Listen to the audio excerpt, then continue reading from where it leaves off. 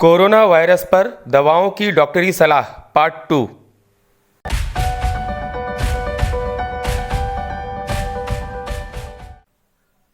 हाँ, अभी आ रहा हूँ।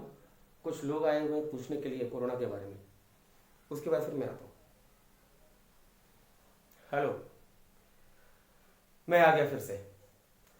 दरअसल कुछ पेशेंट्स थे, उन्हें मैंने देख लिया है। अब मैं आप लोगों के क्वेरीज का जवाब दे दूँ। तो जो मेरे पास आप लोगों में से कुछ लोगों ने लिख कर भेजा है कि क्या क्या क्वेरीज हैं, तो सबसे पहले लक्षणों की बात करते हैं। कोरोना है या नहीं है ये तो बात की बात है। पहले हम लोग बात करेंगे कि अगर आपके मन में हल्का भी संदेह आता है कि आपको कोरोना हो सकता है या नहीं है, तो उसके क्या क्या लक्षण हैं, लक्षणों का उपचार कैसे किया जाए। अगर उपचार करने के बाद भी आप ठीक नहीं हुए, तब आपको जांच कराने के लिए जाना होगा। चूंकि मैं आयुर्वेदिक दवाओं से इलाज करता हूं, इसलिए मैं आपको आयुर्वेदिक तरीका ही बताने जा रहा हूं। और जैसा कि आप भी जानते हैं, आयुर्वेद जो है वो दरअसल दवा नहीं है, वो हमारा भोजन है।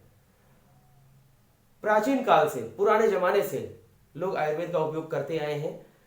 इसलिए नहीं कि वो दवा है, बल्कि इसलिए कि उसमें जो भी चीजें हैं वो हमारे भोजन का हिस्सा है। जैसे आप जानते होंगे, खाने पीने की कई चीजें आयुर्वेदिक दवाओं में मिल जाती हैं। तो उस पर कभी और मैं बताऊंगा। आज चूंकि आप लोग कोरोना के बारे में ही जानने के लिए खास आए हैं, उसके लक्षणों का इलाज कैसे किया जाए, इलाज ना हो पाए तो फिर क्या करना है, उसके बारे में मैं बताऊंगा। सबसे पहला प्रश्न था मेरे पास कि अगर कोई लक्षण नहीं भी है, कोरोना का लक्षण नहीं भी आपको नजर आ रहा है, तो भी ऐसे में आप क्या कर सकते हैं। तो सबसे पहली चीज, कोरोना का लक्षण नहीं भी है तो भी आपको आज ही कदम उठाना है कि कोरोना का लक्षण आपके अंदर आए भी नहीं। इसको कहते हैं प्रिवेंशन। पुरानी कहावत है, prevention is better than cure. बचाव ही सुरक्षा है। अगर आपको कोरोना नहीं है, उसके लक्षण नजर नहीं भी आ रहे हैं, तो कुछ चीजें ऐसी हैं जिनका उपयोग आप कर सकते हैं। ऐसी स्थिति में कोरोना होने की संभावना लगभग खत्म हो जाएगी। क्या ऐसी चीज है जिसको आप रेगुलर यूज कर सकते हैं, नियमित रूप से यूज कर सकते हैं, ताकि केवल कोरोना ही नहीं बल्कि किसी भी तरह का बैक्टीरियल या वायरल इंफेक्शन आपको ना हो।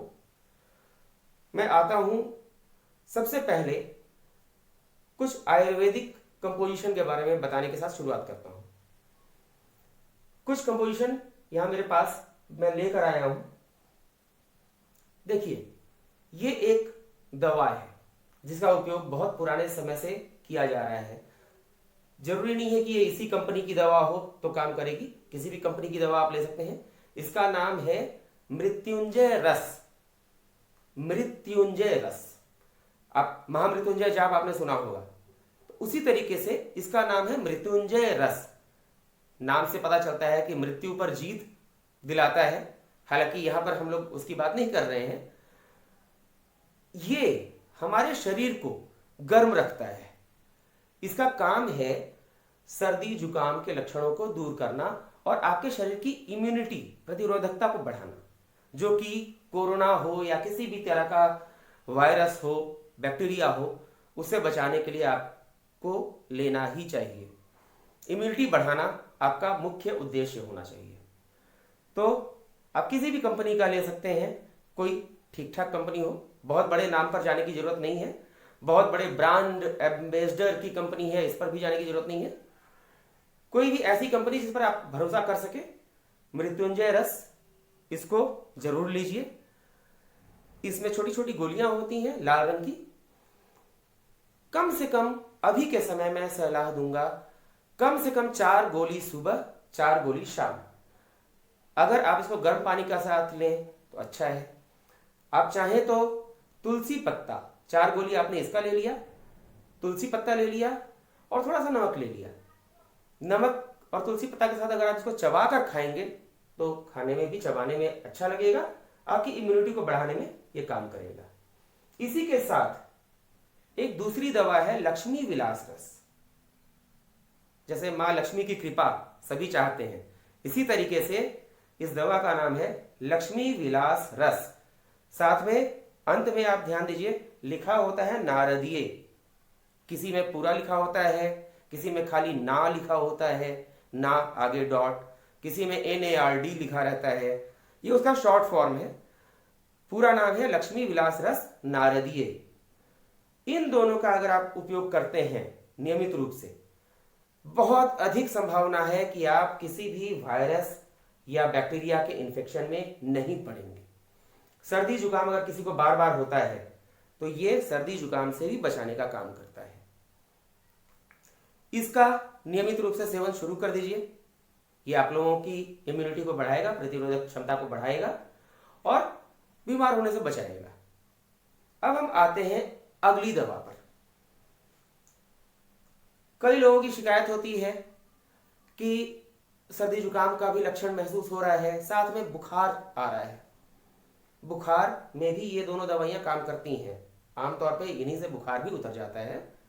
लेकिन यदि आपका बुखार नहीं उतर पाया तो ये एक अगली दवा है। इसका नाम है महासुदर्शन घनबटी।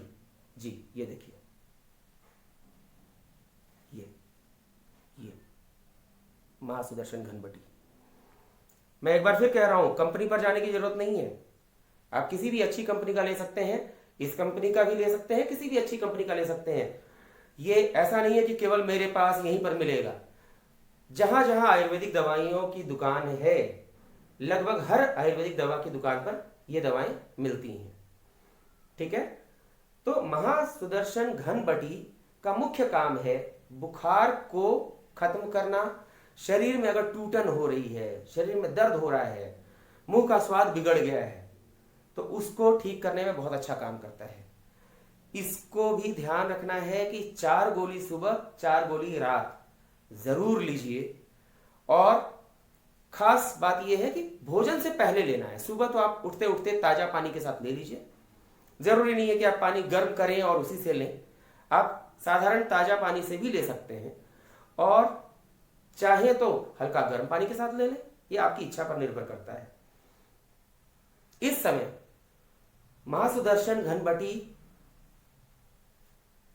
मृत्युंजय रस और लक्ष्मी विलास रस बहुत बड़ी चीज है इम्यूनिटी बढ़ाने के लिए, बुखार के लक्षणों को, सर्दी जुकाम के लक्षणों को दूर करने के लिए। किसी भी कंपनी का हो, लगभग पूरे देश में ये दवाइयां मिलेंगी, आप कहीं से भी ले सकते हैं। हाँ, कर्नाटक, बेंगलोर, वहां पर भी आयुर्वेदिक दवा दुकान होगी, वहां भी मिलेगी। अब आते हैं कि अगर इसके साथ आपके सिर में दर्द हो रहा है, सिर में दर्द हो रहा है तो शिरः शूलादि वज्र रस, नाम नोट कर लीजिए, शिरः शूलादि वज्र रस। जी ये देखिए,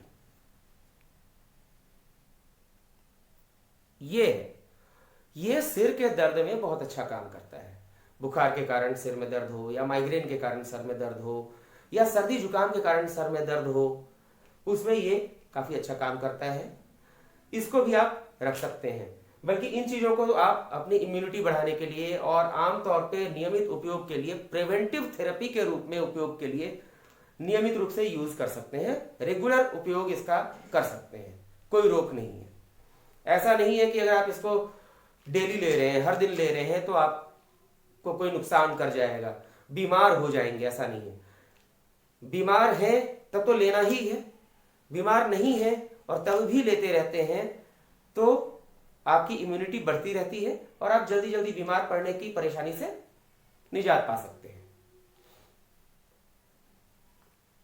अब कुछ लोगों का सवाल, एक राकेश जी शायद आपका पर्चा था, उसमें लिखा हुआ था कि ऐसे सर्दी जुकाम में नाक जाम हो जाता है। नाक जाम हो जाता है, मैं मानता हूं नाक जाम होना भी कोरोना के लक्षणों में से एक है, लेकिन इसका मतलब यह नहीं है कि आपको कोरोना हो ही गया है। नाक जाम होता है, अक्सर खर्राटे आते हैं, नाक जाम होता है।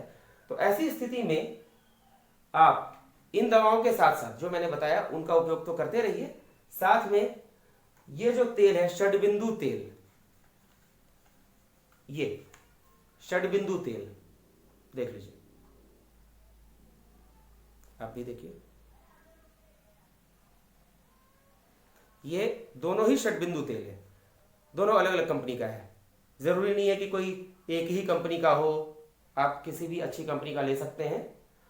षटबिंदु तेल सुबह शाम नाक में 2-2 बूंद, नाक के दोनों नथुने में, पहले एक बार इसमें फिर एक बार इसमें, दोनों नथुनों में नाक में डाल करके, ऐसा नहीं है कि एक साथ दोनों नथुनों में डालना है, पहले किसी एक में, बाएं में पहले डालिए, सिर ऊपर कर लीजिए, खोल करके इसमें से 2 बूंद डालिए, दूसरे नथुने को बंद कीजिए और जोर से ऊपर खींचिए। इस ढंग से खींचेंगे तो इस तेल का जो भी अंश होगा वो सीधे ऊपर जाएगा। इस तेल में कीटाणुनाशक प्रॉपर्टी बहुत अच्छी है, बहुत तेजी से कीटाणुओं का नाश करता है। अगर आपके नथुनों में किसी भी तरह का वायरस या बैक्टीरिया प्रवेश कर गया है किसी भी कारण से, किसी भी तरीके से, तो उसको मिटाने की काफी हद तक इसमें ताकत है। अब जैसे आपने इस नाक में कर लिया, उसी तरीके से अब आप इस नाक को छोड़ दीजिए, दूसरे नाक में आपने 2 बूंद डाल दिया और इसको ऐसे दबा लीजिए, दबाकर ऐसे खींचिए जैसे लगे कि आपके सिर तक पहुंच गया, ऊपर तक। इसका बहुत सारा फायदा है। ऐसा नहीं है कि केवल कोरोना के समय ही काम करेगा, ये हर मौसम में हर व्यक्ति के लिए उपयोगी है।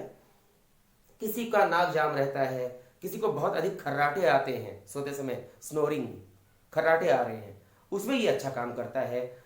सर्दी जुकाम में काम करता है। माइग्रेन की दिक्कत है, नाक में झिल्ली बढ़ गई है, उसमें भी ये काम करता है। और माइग्रेन के समय जो कफ जमाव हो जाता है, म्यूकस जो हमारा यहाँ जम जाता है, उसको गलाकर निकालने की क्षमता रखता है। अब मान लेते हैं कि आपको किसी कारण से षटबिंदु तेल नहीं मिल पाया, आपने बहुत जगह पता किया, क्योंकि अभी इसकी भी डिमांड बहुत ज्यादा चल रही है। मान लीजिए आपको नहीं मिल पाया, ऐसे में आप क्या कर सकते हैं? ऐसे में घर में सरसों का तेल तो होगा, सरसों का तेल जिससे हम लोग सब्जी बनाते हैं, छौंक लगाते हैं, आप सरसों का तेल का भी उपयोग कर सकते हैं। आज के समय में बहुत लोगों के मन में यह शंका रहती है कि सरसों का तेल ओरिजिनल है कि नहीं, असली है कि नहीं। इस वाद विवाद में मैं नहीं जाऊंगा। अगर आपके मन में कोई शंका है तो सरसों के तेल को सीधे नाक में डालने के बजाय उसको कटोरी में लेकर अच्छा से पका लीजिए, आंच पर गर्म कर लीजिए, और उसके बाद आप उसको सूंघ सकते हैं। नाक में लेकर अच्छे से खींचना है, इस साइड से ऐसे खींचना है कि वो पूरा एकदम लगे कि सर के ऊपरी हिस्से तक पहुंच गया। हो सकता है कि इसके बाद आपके नाक से गंदगी काफी निकले, वो आपके नाक में जो भी गंदगी इकट्ठा है उसको गलाकर निकालने का काम करेगी। साथ ही कोई कीटाणु या विषाणु अगर आपके नाक के माध्यम से अंदर जाने का प्रवेश करने का प्रयास कर रहा है, उसको वो छींक के माध्यम से गंदगी के साथ निकाल देगा। तो ये एक बेहतरीन उपाय है। मान लीजिए कि आपको सरसों तेल पर भी उतना यकीन नहीं है, तब कुछ नहीं। अगर आपके घर में गाय का घी है, पुराना घी, कई साल पुराना घी अगर है तब तो सबसे अच्छा। अगर नहीं भी है तो कोई भी ऐसा घी आप ले सकते हैं जो थोड़ा दानेदार हो। बाजार में बहुत तरह के घी मिलते हैं। आप दानेदार घी लीजिए, उसको उंगली में लेकर हथेली पर रखिए और थोड़ा सा उसको मलिए। ऐसे ऐसे आपने मल लिया, इस ढंग से मलने से क्या होता है कि वो थोड़ा गल भी जाता है और उसमें हल्की सी गर्माइश आ जाती है। ये गर्माइश भले हमारे नाक में महसूस ना हो, लेकिन म्यूकस को गलाने के लिए बहुत अच्छा काम करती है, नाक के झिल्ली को खत्म करने के लिए अच्छा काम करती है। और साथ में घी के अंदर जो गाय का देशी घी होता है उसमें कीटाणु विषाणु को मारने की बहुत जबरदस्त क्षमता होती है, बहुत सशक्त होता है वो।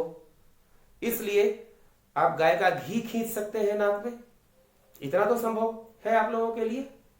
षटबिंदु तेल मिल जाए बहुत अच्छा, नहीं तो सरसों तेल को पकाकर आप उसको यूज कर सकते हैं या गाय का घी उपयोग कर सकते हैं। इसके अलावा मेरी सलाह है कि तुलसी का पत्ता चबाएं, और तुलसी का पत्ता अगर उपलब्ध ना हो तो आज बाजार में बहुत सारी कंपनियों ने पंच तुलसी ड्रॉप्स उतार दिए हैं। पंच तुलसी ड्रॉप, ये देखिए, इसमें भी कंपनी की खास आवश्यकता नहीं है कि इसी कंपनी का हो, उसी कंपनी का हो, उस कंपनी का अच्छा है, उस कंपनी का खराब है, ऐसा कुछ नहीं है। पंचतुलसी ड्रॉप लगभग हर कंपनी का एक जैसा होता है। बस अंतर यह है कि किसी कंपनी का अगर आपको ज्यादा तीखा महक रहा है तो उसमें एसेंस डला हुआ है, किसी कंपनी का तीखा महक नहीं रहा है, एकदम सादा सा लग रहा है, केवल तुलसी का टेस्ट आ रहा है, तो वो काफी हद तक शुद्ध है। जिसमें ज्यादा महक है उससे मैं कहूंगा थोड़ा बचिए। जिसमें कम महक है, जैसे हम लोग अपने घर में इसको यूज करते हैं, ये ओरिजिनल है, इसमें कोई अलग से एसेंस डला हुआ नहीं है, लगभग तुलसी जैसा ही महक इसमें आता है। तुलसी का उपयोग बहुत फायदेमंद है, कीटाणुनाशक तो है ही, विषाणुनाशक है ही, इम्यूनिटी बढ़ाता है, प्रतिरोधक क्षमता बढ़ाता है। तुलसी ड्रॉप को आप सीधे अपनी जीभ पर ले सकते हैं या पानी में मिलाकर ले सकते हैं। अगर आप सीधे अपनी जीभ पर लेते हैं तो 5 बूंद काफी है, 5 बूंद सुबह, 5 बूंद शाम। अगर आप पानी में मिलाकर लेना चाहते हैं तो 1 गिलास पानी में कम से कम 10 बूंद तुलसी का ड्रॉप जरूर डालिए। 10 बूंद डालिए, सुबह शाम उसको पीजिए, भोजन के पहले। इसका ध्यान रखिए, आप भोजन के बाद भी ले सकते हैं, उसमें भी मना नहीं है, लेकिन भोजन के पहले अगर लेते हैं तो ये ज्यादा उपयोगी है, अधिक फायदा करेगा। तुलसी का ड्रॉप अगर आपके पास है तो ये भी आपके लिए सैनिटाइजर का काम कर सकता है। आप कोई लेन देन करते हैं, किसी से हाथ मिला लेते हैं, तो आप कुछ बूंद तुलसी ड्रॉप अपने हाथों पर लेकर आगे पीछे मल सकते हैं। ये आपके लिए सैनिटाइजर का अच्छा काम करेगा। कुछ लोगों का सवाल आया मेरे पास कि सर अभी के समय में हम लोग कौन से साबुन का उपयोग करें। अलग अलग लोग अलग अलग सुझाव दे रहे हैं, व्हाट्सएप पर, फेसबुक पर अलग अलग सुझाव आ रहे हैं। कोई कह रहा है कि लाइफ बॉय का उपयोग करो, कोई कह रहा है डिटॉल का करो, कोई कह रहा है किसी और का करो।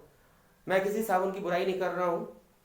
लगभग हर साबुन कीटाणु नाश करने के लिए अधिकांश कंपनी बनाती है, लेकिन अभी जो हम लोग सबसे ज्यादा अपने पेशेंट्स को दे रहे हैं या सुझाव दे रहे हैं या हम लोग अपने घर में उपयोग कर रहे हैं, वो मुख्य रूप से नीम से जुड़ा हुआ साबुन है। नीम के भी कई साबुन हैं बाजार में, लेकिन हम लोग जो उपयोग में ला रहे हैं वो ये साबुन है। इसमें नीम, तुलसी, पुदीना, ये सब है। नीम, पुदीना, तुलसी सारी चीजें हैं इसमें। ये सबसे बड़ा काम इसका ये है, नीम कीटाणु मारता है, पुदीना आपकी त्वचा का इम्यूनिटी पावर बढ़ाएगा, साथ में कीटाणु को नष्ट करेगा, और पुदीना भी कीटाणु नाश करने में सहायता करता है। जो भी कंपनी नीम, तुलसी, पुदीना साबुन दे रही है आप उसको यूज कर सकते हैं। ये देख लीजिए, आप भी, हम लोग अपने घर में इसका उपयोग करते हैं और इससे चर्म रोग में तो फायदा मिलता ही है, खाज खुजली में फायदा मिलता है। साथ ही अगर हम कहीं बाहर से आए हैं तो ये हमारे ऊपर वायरस और बैक्टीरिया के अटैक को रोकने में हेल्प करता है। चाहे किसी भी कंपनी का हो, आप इसका उपयोग कर सकते हैं। ये कुछ छोटी छोटी चीजें हैं जिनका उपयोग आप अपने घर में कर सकते हैं नियमित रूप से। इससे आप वायरल इन्फेक्शन से बच सकते हैं, बैक्टीरियल इन्फेक्शन से बच सकते हैं, साथ में अपनी इम्यूनिटी को बढ़ा सकते हैं। एक कुरकुमिन कई कंपनियां बनाती हैं, हल्दी का मॉलिक्यूल है। कुरकुमिन का अगर आप उपयोग करते हैं तो वो आपकी इम्यूनिटी को बढ़ाएगा। इम्यूनिटी बढ़ाने संबंधी कई उत्पाद मार्केट में अचानक आ गए हैं, उनकी बाढ़ सी आ गई है। कोई भी उत्पाद, कोई भी प्रोडक्ट लेते समय आप पहले उसमें देख लीजिए कि वास्तव में उसमें क्या क्या आइटम्स डले हुए हैं। मुख्य बात यह है कि उसमें तुलसी का उपयोग जरूर होना चाहिए। तुलसी सबसे ज्यादा इम्यूनिटी बढ़ाने में हमारा हेल्प करता है।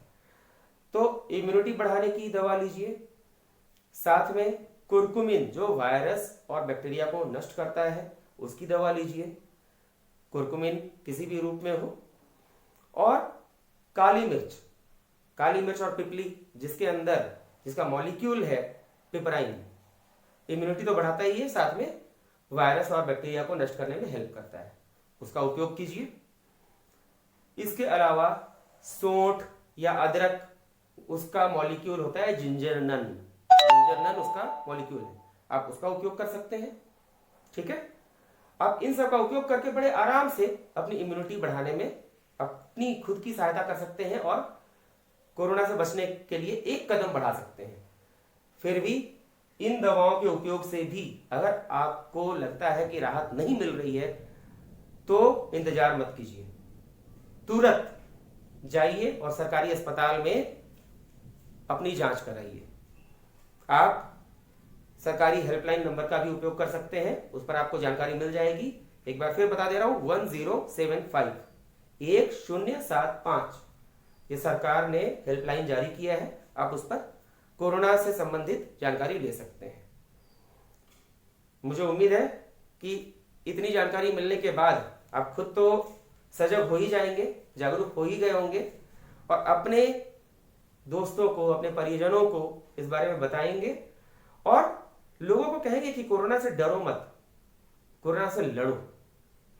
कोरोना डरने के लिए नहीं है, हमें लड़ने के लिए है। ठीक है, इसलिए आप सबको एक अच्छे स्वास्थ्य की कामना के साथ मैं विदा करता हूं। धन्यवाद।